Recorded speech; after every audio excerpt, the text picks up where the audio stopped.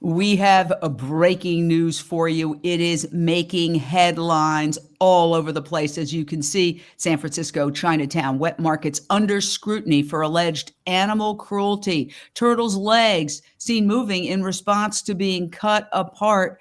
This is a breaking news. Live market horrors have been caught on tape. Animal Outlook is charging that laws against animal cruelty are simply not being enforced when it comes to live animal markets in the San Francisco area. I got to warn you, some of the things we're showing you are just horrifying. And they've provided this shocking video documenting widespread abuse that they believe violates California law. The group says, even though it's presented this evidence and solutions, law enforcement just can't seem to get around to taking action and enforce the law. The abuse involves turtles and frogs being cut open while still alive. That violates California law, which requires animals be rendered unconscious or insensible to pain before death. Now, we invite the agencies involved on any time to respond. Very happy to have today Ben Williamson, the executive director of Animal Outlook. They have been leading the way on this story with their undercover investigations. So, Ben, just bring us the very latest. What is happening at these live markets? Well, thanks so much for having me on the show, Jane. Well, you summed it up. We've done 2 investigations now of these live markets in San Francisco, one in 2022 and one in October 2024. And we went to dozens of these live markets across the Bay Area. And we find the same thing, routine daily killing of animals in egregious ways, being bludgeoned over the head, being cut open while they're seemingly still alive, being suffocated, being placed into plastic bags, animals trying to escape, animals tipping out onto the street. And it's really horrible stuff. I mean, the cruelty is right there in plain sight. And we've, over the years, since our very first investigation, we've submitted our complaints to the SFACC, Animal Care and Control, who are charged with enforcing the law when it comes to animal cruelty. And they just haven't done enough.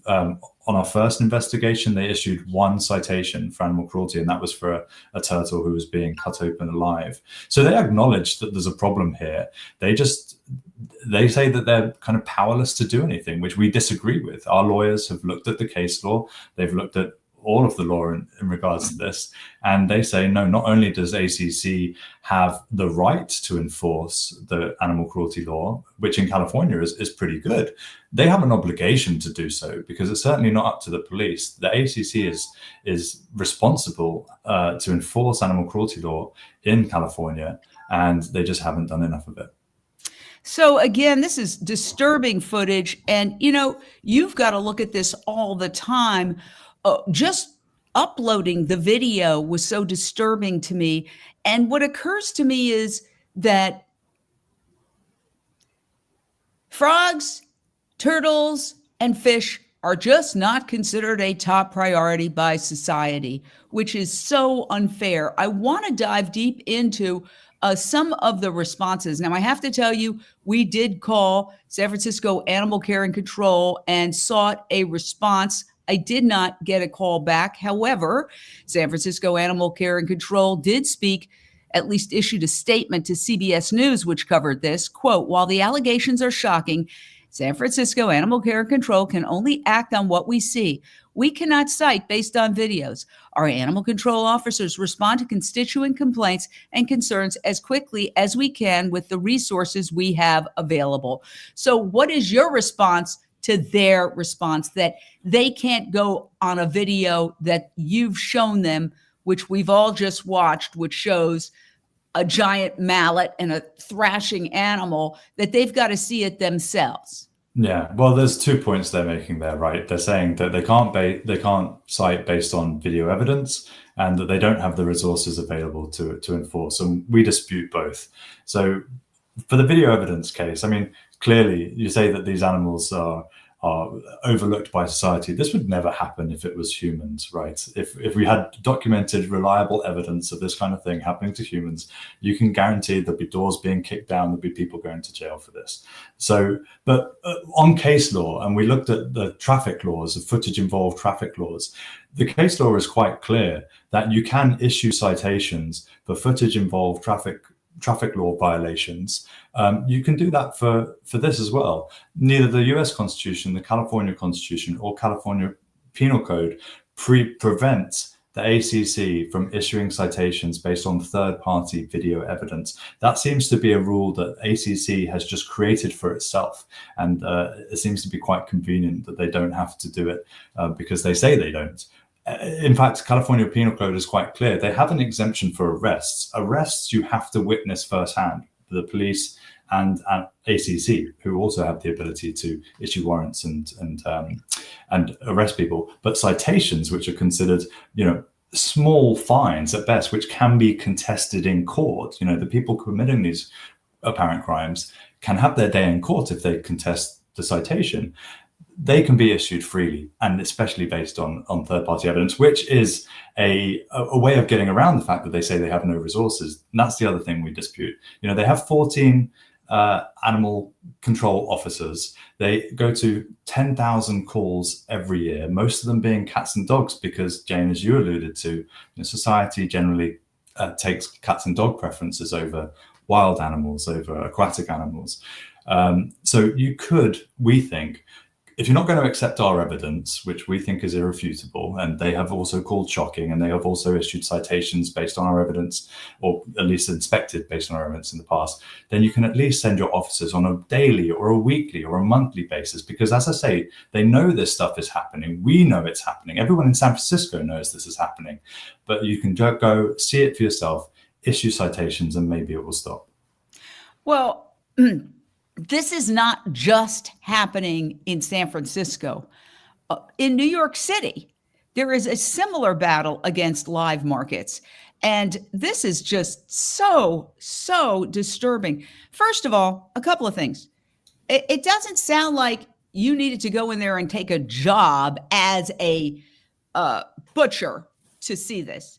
This is a retail market where people go to get food, their idea of food, live animals, and watch them be killed in front of them, and then take those animals home, the carcasses, and eat them.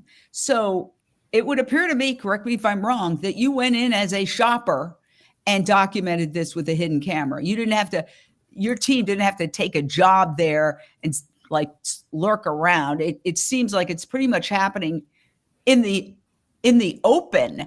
As one of the articles said, hidden in plain sight is this cruelty. So why can't they go and document exactly what you documented with a simple trip there in plain clothes?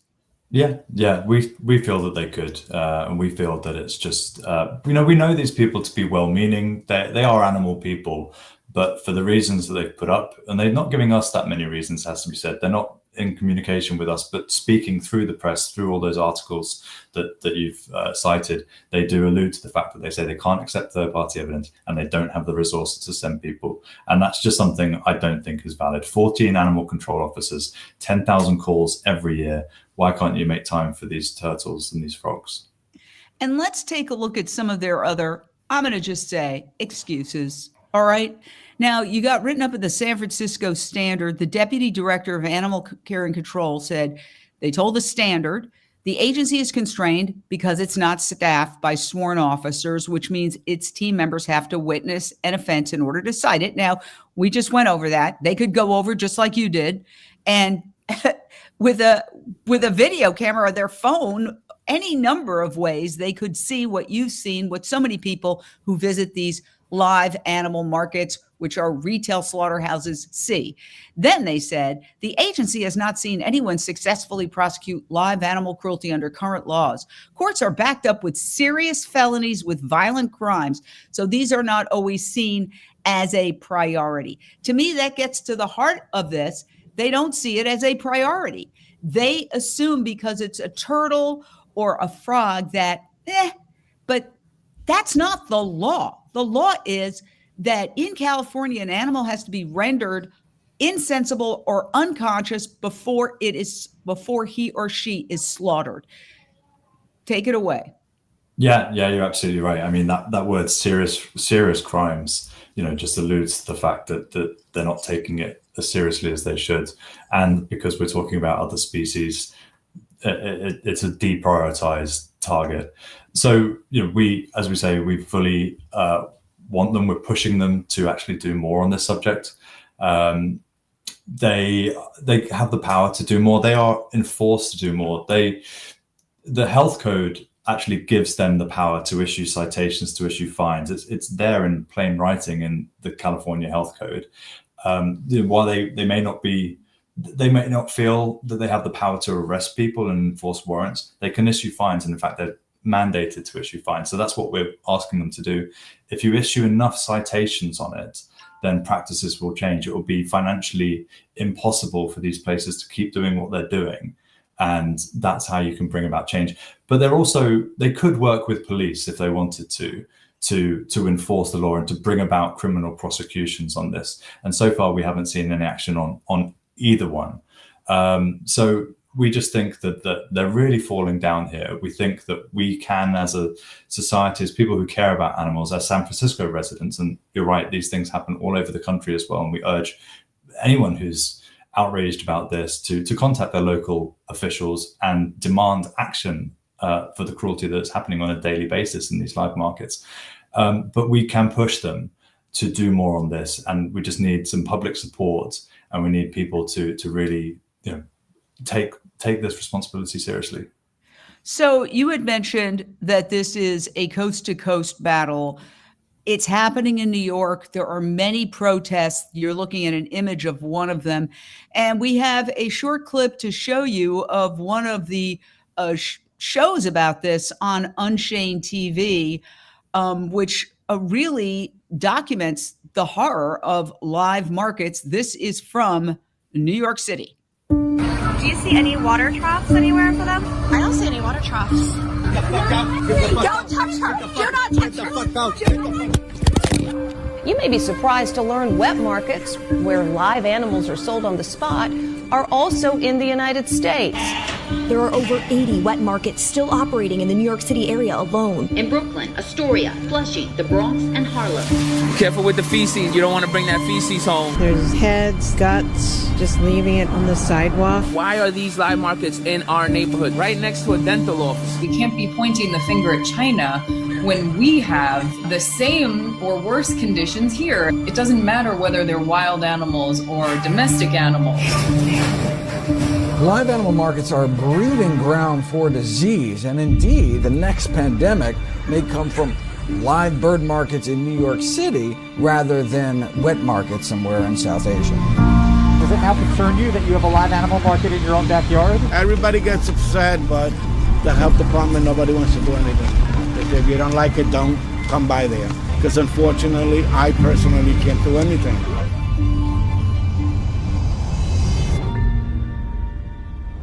There we have it. Two of the most influential cities in the world, New York City and San Francisco. And they're all over the country. They're all over the world, these live animal markets. And what activist Adita Bernkrantz said is, we're pointing the finger at China for like their Wuhan market, which some still now feel was the source of the COVID pandemic. There's always a debate. Was it the lab in Wuhan? Was it the wet market?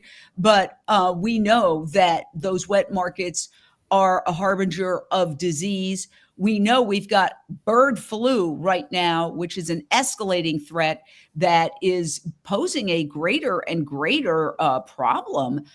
This New York Times report just from the other day says a dangerous virus, bird flu, enters a new phase. A human pandemic is not inevitable, but a series of developments indicates that the possibility is no longer remote. And despite this, and despite that, live markets inherently have animals in crowded conditions, which is a breeding ground for potential disease. Still, authorities in New York, authorities in San Francisco, nowhere are they taking action against these live markets, Ben.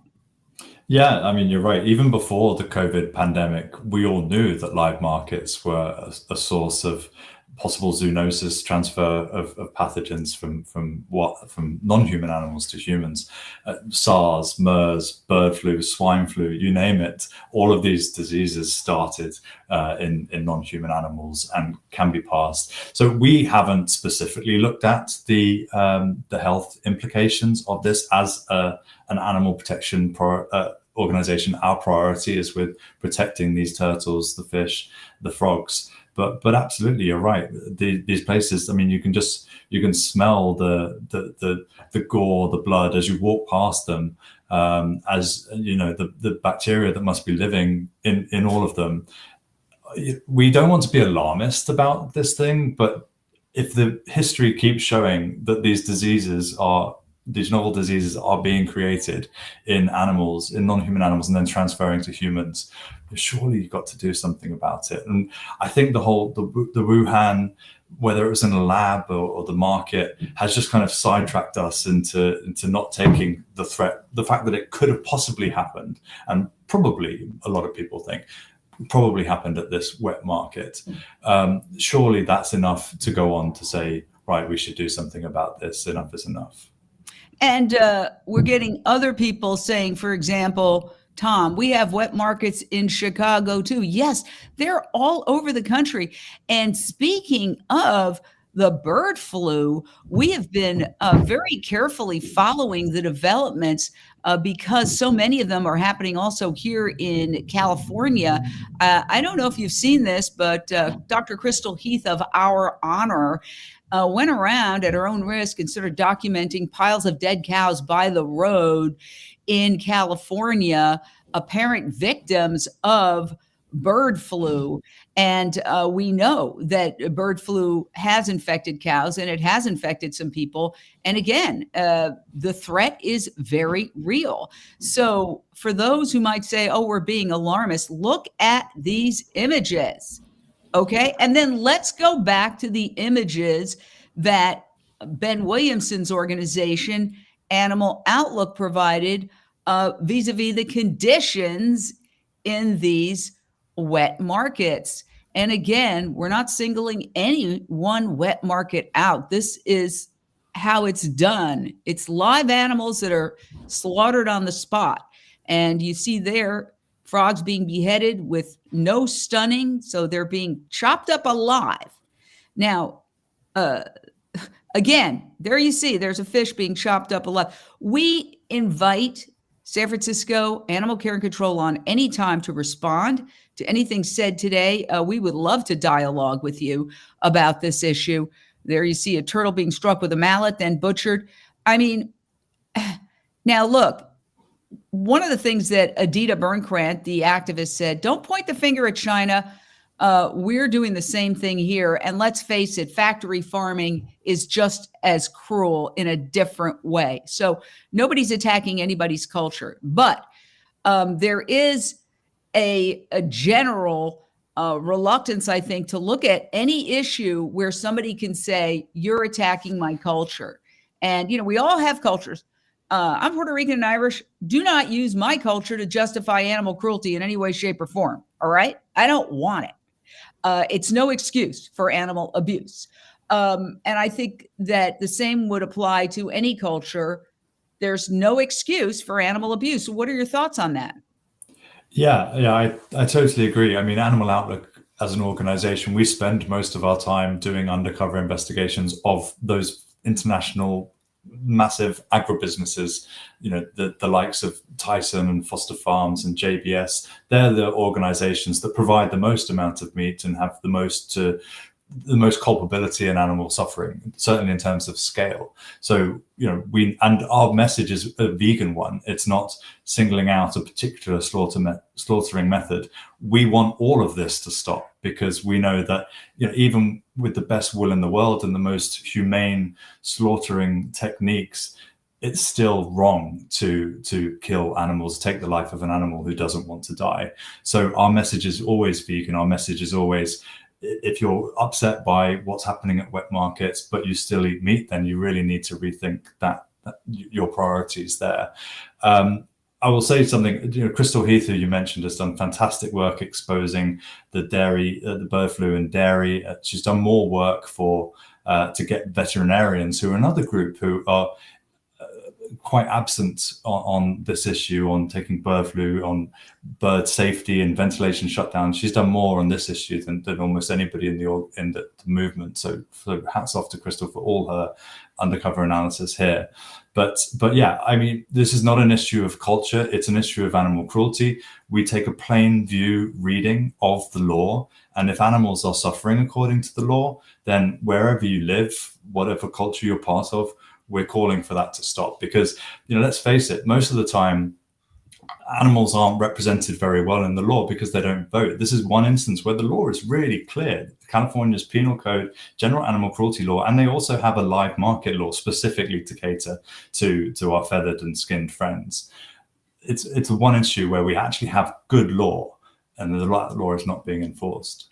Well, let me say this. The idea of not enforcing animal cruelty laws is such a big issue, and so many organizations have tried to tackle this with very little success. As you know, California passed Prop 2 many years ago that just wanted to give animals room to turn around and spread their wings. And then they most recently passed Prop 12, which essentially bans pig gestation crates, which are these hideous, like the first time I saw one, I said, no, it's not possible that human beings can be this sadistic to keep animals in crates the size of their bodies, never able to turn around, to even scratch themselves. They become psychotic.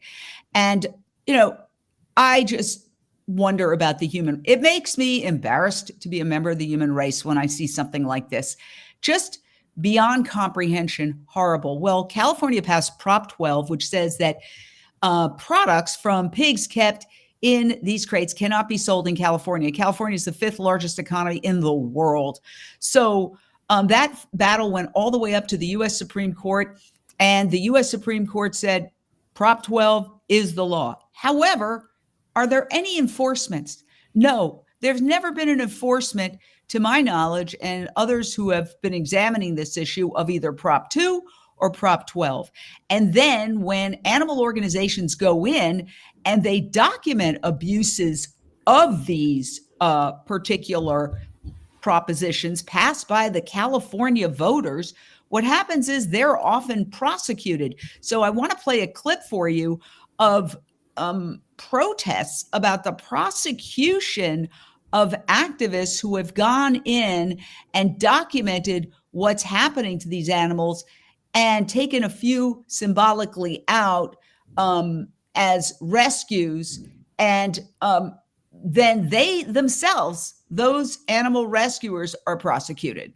Sonoma County District Attorney. Instead of prosecuting rescuers and whistleblowers, prosecute this. On November 2nd, a jury in Sonoma County, California, convicted Wayne Shung, the co-founder of Direct Action Everywhere, of 3 trespass charges associated with the rescue of sick and dying ducks and chickens in factory farms. Now, advocates around the world are asking why the Sonoma County District Attorney prosecuted a person who was lawfully helping desperate animals instead of the factory farmers engaging in criminal animal abuse. Here's what New Yorkers have to say about this miscarriage of justice. Sonoma County District Attorney. You have evidence of animals with painful injuries who are starving to death right now because they have no access to food and water. Animals are being criminally abused at Duck Farm in Petaluma. What steps are you taking to investigate and stop the rampant criminal animal cruelty in your animal factories? How can you ignore the horrific abuse of thousands of animals in your jurisdiction? Sonoma County District Attorney.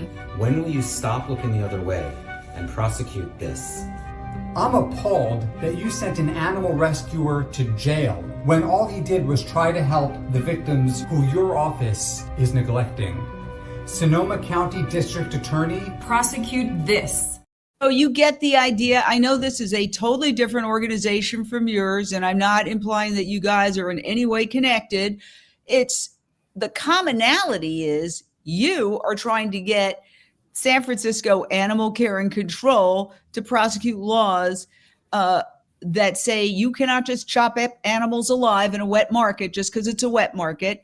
They are trying to get a district attorney in Sonoma County to prosecute what they say are violations of animal cruelty laws happening in factory farms. And not only is there no prosecution, but the people who go into these facilities, in your case, you didn't have to go into it's a retail market. You go in as a shopper, but in their case, they've got to go in there to document, then they get prosecuted. I mean, we're living in an upside down world. What are your thoughts on that? Yeah, absolutely. It's one of our biggest frustrations as an organization. So Animal Outlook's theory of change is we do our undercover investigations. That's probably what people know us best for. Then our legal team sues on the violations of criminal statutes that we find as a result of our investigations. And then we use all of that as our evidence base for our vegan outreach program.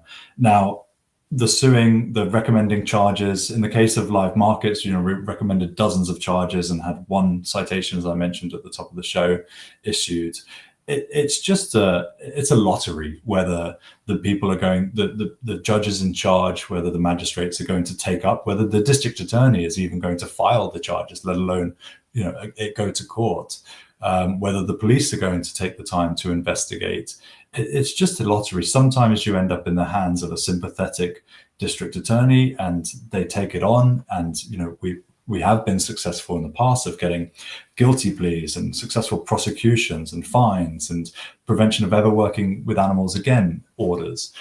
But a lot of the time, just getting people to prioritize the animal suffering that we have documented so clearly and so meticulously, and we take so much time and effort to do that, making sure that we're always on the right side of the law. We're not doing anything illegal which would invalidate all of the evidence. We do so carefully planned these things, but just because someone doesn't feel like it, someone hasn't put it to the top of their pile, these things can fall flat, and that could be months and months of work down the drain. Now, in the case of Direct Action Everywhere and actually going after the wrong people, fortunately, we've never been on that side, and I hope that we're not on the side of being prosecuted ourselves, because, as I say, we plan these things so meticulously, and we aren't doing open rescues. We unfortunately, our investigators are in the impossible position of having to watch the cruelty, having to document the cruelty without having, otherwise they blow their cover, the ability to intervene and prevent it from happening. It's more impactful if we can document it, watch it, and all the suffering that goes into it, and then extricate ourselves and then push for criminal prosecutions. Because as we know, the way our theory of change works is if you can get those sympathetic DAs or the police to take this seriously, and you can get a judge to rule, and we have got police, Lyson and other organizations, if you can do that, you build up a series of case law where then in the future, judges and DAs have no alternative but to say, okay, because this happened in the past and the case law is such, we have to now follow through on this. Animals won't be, it's like the Non-Human Rights Project. Animals can't be turned over again and again. At some point, the penny has to drop, and there has to be a tipping point where suddenly it becomes imperative for people in authority to act on the incomprehensible, but also the irrefutable evidence that we provided. Well, you talk about tipping point. So let's broaden our conversation out a little bit, because let's face it, the animal rights movement has been under attack lately. The vegan movement has been under attack. Personally, the way I see it, when Beyond Meat's incredibly successful initial public offering hit in 2019, the stock shot up. Everybody was talking about it. Animal agriculture went, oh my gosh, we better. And they literally started a PR war against veggie burgers, and it's taken its toll. That's why I always tell vegans, I don't care what what your form of veganism is, don't attack veggie burgers. They're 1,000 times healthier than meat burgers. Processed meat is officially cancer causing, and all processed is not equal. You take a banana and a mango and you mush them up. That's processed. That doesn't mean it's bad for you. But suffice it to say that I urge people, do not repeat meat industry talking points. So there's that. And unfortunately, if we look at the number of animals killed, it continues to go up. Now, when I look at this, and it breaks my heart to look at this, and this is the result of all sorts of individuals across the world making a choice to eat animals, but you can see very clearly that the number one animal being killed for food is chicken. And this, to me, seems that it's got to be an opportunity that if we could somehow, you've got the bird flu issue, right? You've got the health issues of cholesterol and heart disease. You've got so many issues. If we could convince people just to forsake chicken as a first step, perhaps, even though that seems to be sometimes the first thing when people give up eating quote unquote red meat, they start eating chicken. But to me, there's got to be an opportunity there to just tackle this massive chicken consumption and maybe put a dent in those numbers. I know it's a little off topic, but I was wondering what your thoughts are on that. Yeah, absolutely. You're right. Chickens are by far the most abused animal on the planet. And that's why a lot of our undercover investigations are in grower farms. They're in contract catcher crews. The suffering is enormous. Our most recent investigation, Jane, which you had me on the show for a few months ago, of Foster Farms, which is California's largest poultry producer, showed workers violently throwing and kicking the animals and punching them, and forklifts, trucks running over, clipping the wings of birds and then backing up over them as well. So, we know that the cruelty happens. We know that it's a cause of, at the moment, certainly bird flu. When you keep that many animals tightly compact into one of those windowless sheds.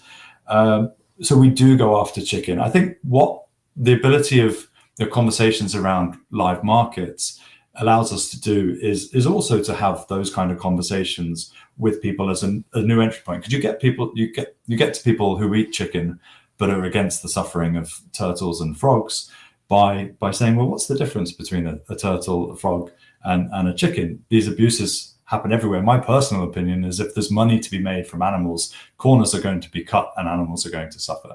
That happens anywhere. So we have to take the use of animals out of the system, the monetary incentives, the financial incentives out of it, and then animals will cease to suffer. But for now, chicken is, it is the number one abused animal. It is the one that if we could end the suffering of chickens, we'll have done a lot to end the suffering of animals altogether.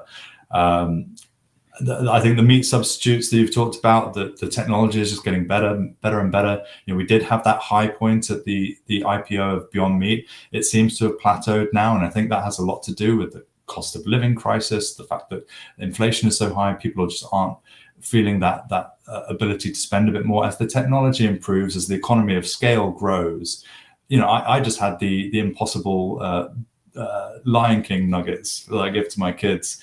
That's a wonderful invention that replaces those kind of dino nugget things that Tyson and Purdue and all those companies produce. So that is the way that we do this, by scaling up those fantastic, delicious, that just come on leaps and bounds in the last decade. Certainly, Jen, you and I remember what it was like to eat all those analog, let's call them, initial first round burgers and Franks and those kind of things. So that's how we do it. We keep showing the cruelty. We keep breaking out of our vegan bubble as well, because with the best will in the world, we are a relatively small community. We need to keep taking our footage to the streets to show people who have never seen this, who have never thought about animal suffering in their life, who have never tasted a veggie burger, let alone an impossible dino nugget, and show them and get them to realize just how wonderful this world is. And if they could make choices in their daily lives which don't have any suffering, why would they choose otherwise? Yes, you're making so many good points, and I feel there's no stopping a movement whose time has come, and ours has certainly come. This New York Times article, I think, sums it up. Save the planet, put down that hamburger. Researchers examined the diet of 55,500 people and found that vegans are responsible for 75% less in greenhouse gases than meat eaters. And, it's interesting because no other network picked that up. I looked that night, and for next couple of nights, you never hear mainstream media talking about animal agriculture's impact on the climate or a plant-based solution to the climate crisis. And why is that? Look at the advertisers: meat, dairy, fast food, pharmaceuticals. Those are the very industries that would suffer mightily if people got healthy and stopped eating meat and dairy packed fast food that is causing so many health crises in this country. 2/3 of Americans are overweight or obese. We have heart disease as a leading killer. We have cancer. Processed meat is officially cancer causing, according to the World Health Organization. Even the NIH, National Institutes of Health, admits that most people experience lactose malabsorption. That means most people are allergic to dairy and shouldn't be drinking it. I would just like to get your thoughts. Why is it that what is so obvious to us, and it's very apparent in the media today that they like to look at sort of these solutions or things that are trending. And I like to cite the 80-20 rule.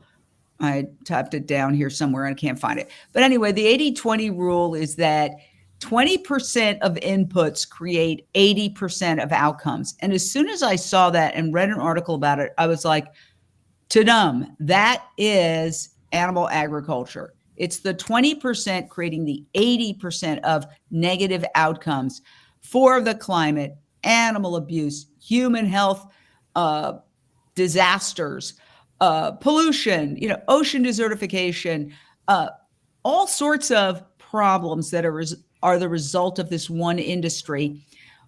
Why do you think the intelligentsia, and it's a bipartisan problem, both administrations have been, historically, Republicans and Democrats have been horrible on this issue. Let's say in the past, historically, I don't want to get into politics, but why do you think that the best and the brightest, the smartest in the room can't see what is so obvious to us?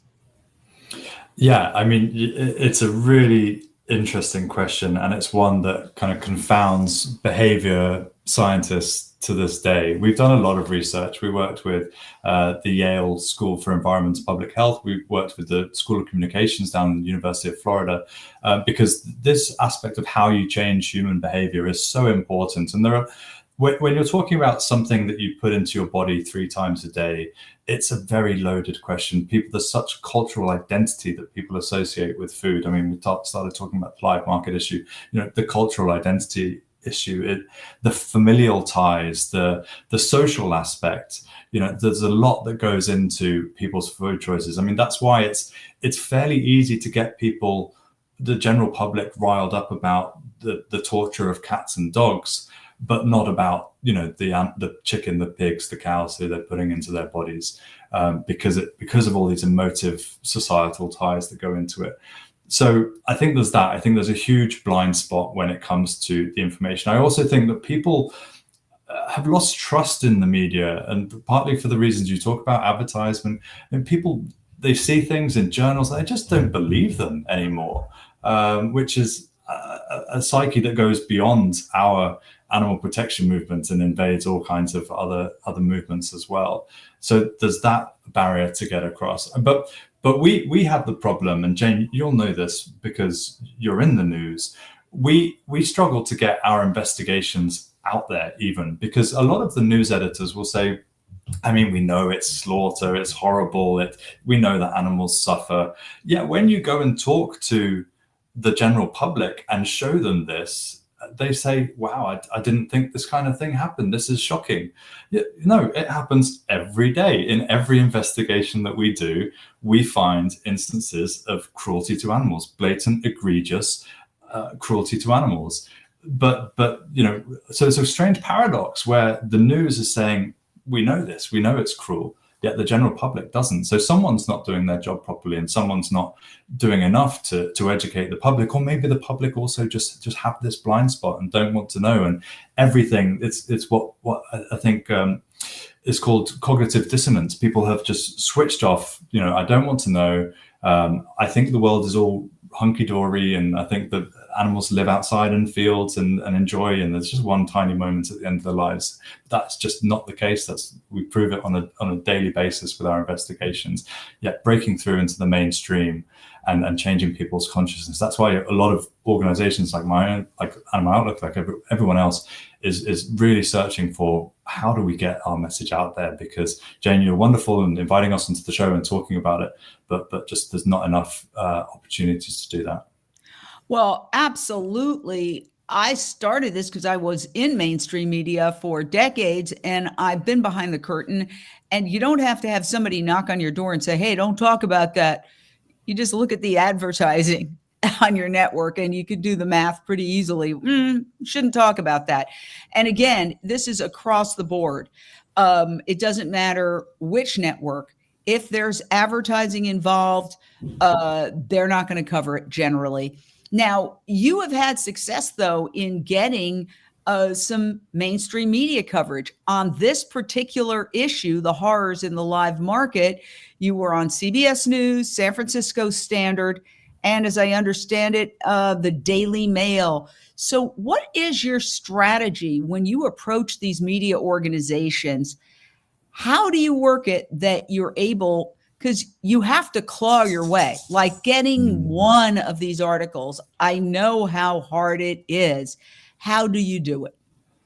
I mean, it's a really difficult process. I came up in the animal protection movement through doing press. Before I joined the animal protection movement in 2011, I was an economist, and I was working in the city when the financial crisis of 2009 happened, and suddenly there was a lot of demand from the news to work out what would happen to the labor market, what would happen to interest rates. And so I started doing a lot of press at my firm. And so my first job in the movement was with Peter, who, do a lot of press themselves and working in the press office. And I did that for 7 years. So I learned some things along the way about how to package a story, how to make it interesting and make it easy for reporters, because reporters are doing, sometimes 2 or 3 stories a day. I spoke to one Daily Mail journalist once who was doing 16 stories a day. So you have to make it easy as a PR. There's tons of tips and tricks and dark arts of PR as well, which Jane, I know you know all about. But it's about being relentless. It's the same thing with our movement, and that's why I think communicators are really important in our movement, because you just have to be relentless. You can't take no for an answer, and you can't be dispirited by it either. If we took every knock and every hurdle in the road and we took it personally, then we wouldn't achieve as much as we can.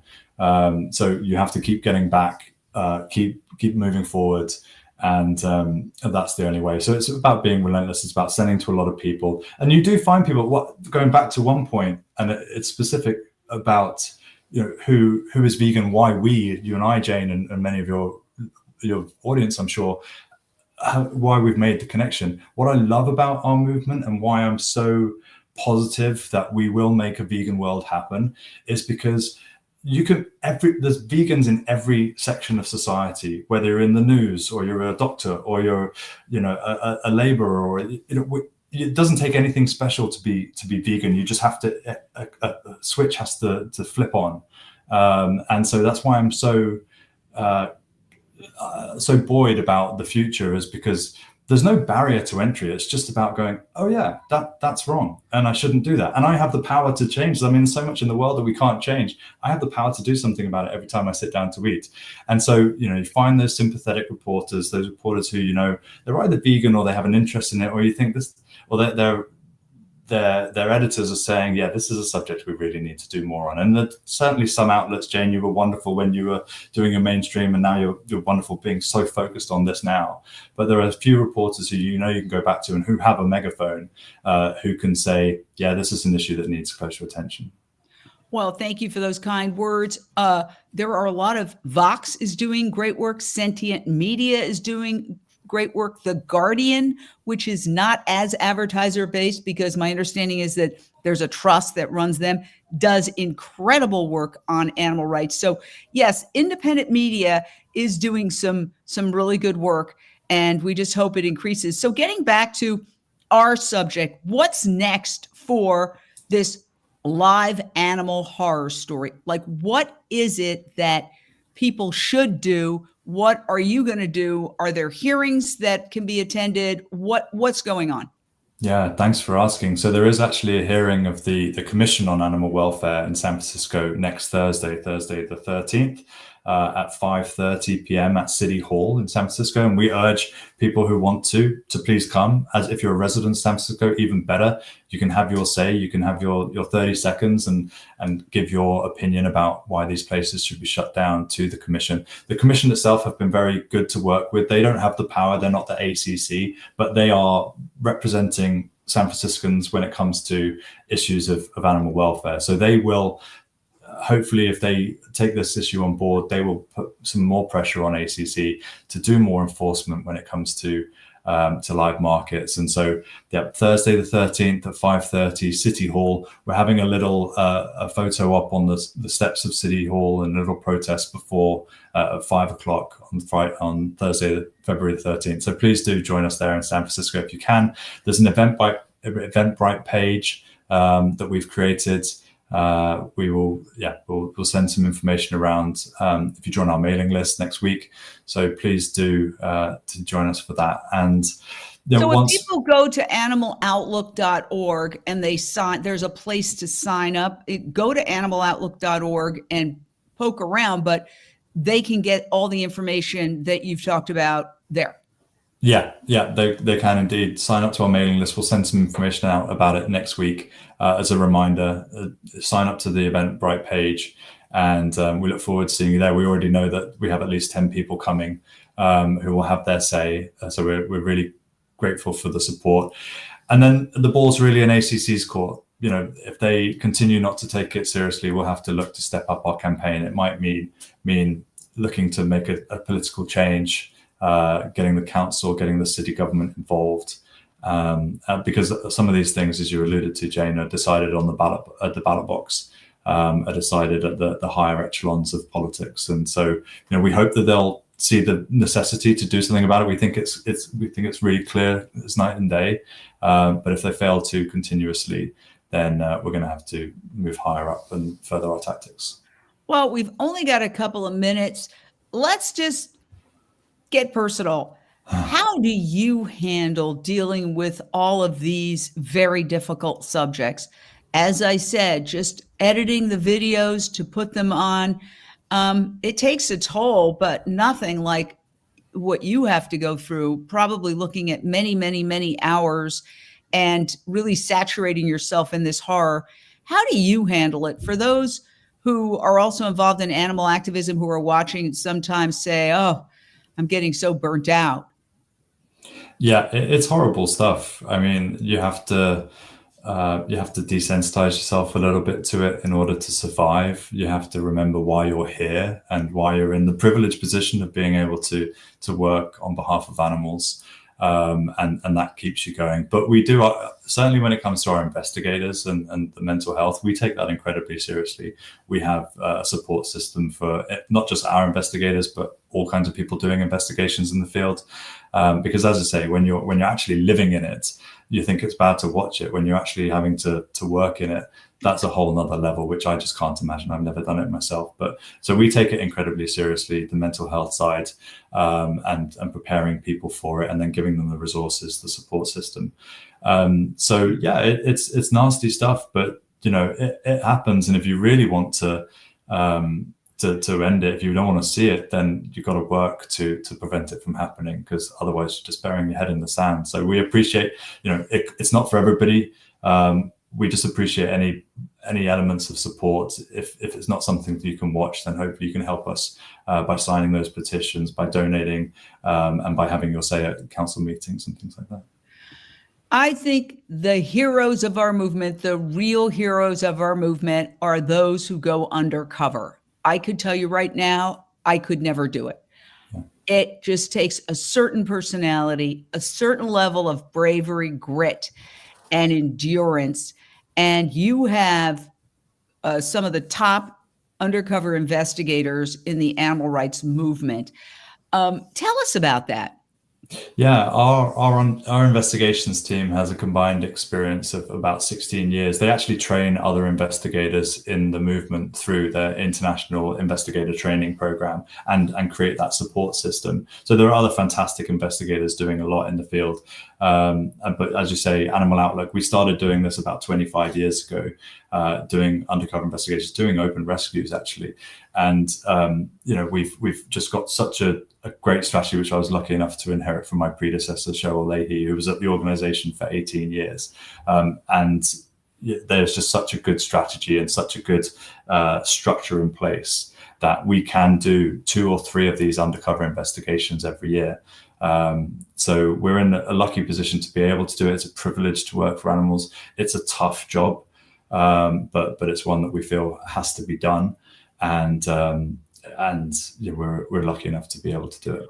I think one of the statements being made here by commentators who are watching on social media really gets to the heart of the matter. What good are laws if they're not enforced?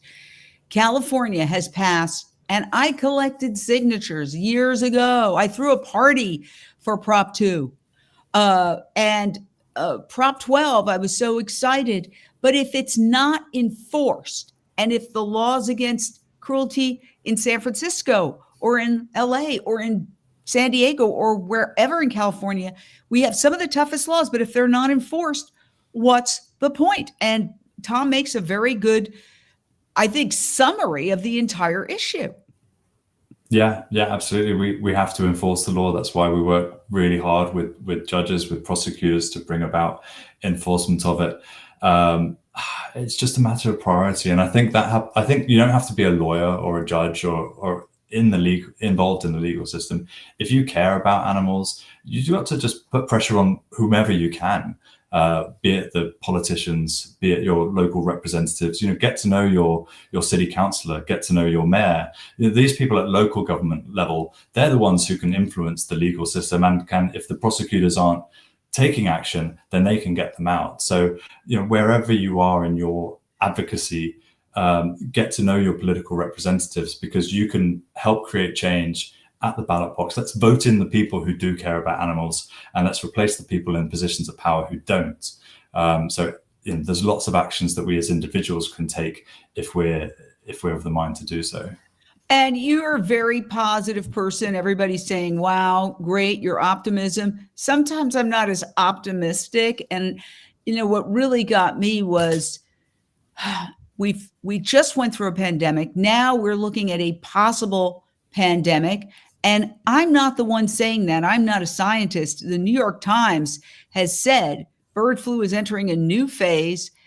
It's not that a pandemic is inevitable, but it says right at the bottom, the possibility is no longer remote. Okay, that's all the news it's fit to print. It seems like we don't learn from our past mistakes. As you said, whether it started in the Wuhan market where they were torturing animals and chopping them up as every live market and keeping them in cramped conditions where disease can spread, or they were torturing animals in experimentations at the Wuhan lab. Animal abuse was at the heart of that pandemic, and animal abuse will be at the heart of a next pandemic, God forbid. I don't want to see it. If it happens, it seems like humans are not learning the key lesson, and it's groupthink that allows people to say, I'm just not going to connect the dots. The powers that be aren't connecting the dots. The media is not connecting the dots. The government isn't connecting the dots. The government is not even acknowledging, and I'm talking about bipartisan, not acknowledging the impact of animal agriculture on the climate. Even though way back in 2008, the United Nations said that animal agriculture is responsible for more greenhouse gas emissions than all transportation combined. Nobody's talking about it. The UN COP conferences, they don't talk about it. So I guess our final thoughts, your final thought before we wrap up. Sorry. No, how do you stay positive knowing that there's such a massive industry and inertia against you? I just think because we all know, I'm sure everyone watching your show knows deep down that we're on the side of right. So if all of us know that it's right, then it doesn't matter who you are. You just have to be convinced. You have to be shown the right thing, whether it's a documentary or a particular health fact or a particular statistic. It could be. I've known so many people whose vegan origin stories starts in a strange way, from a book they read or a leaflet they got or a friend they spoke to or a meal they had.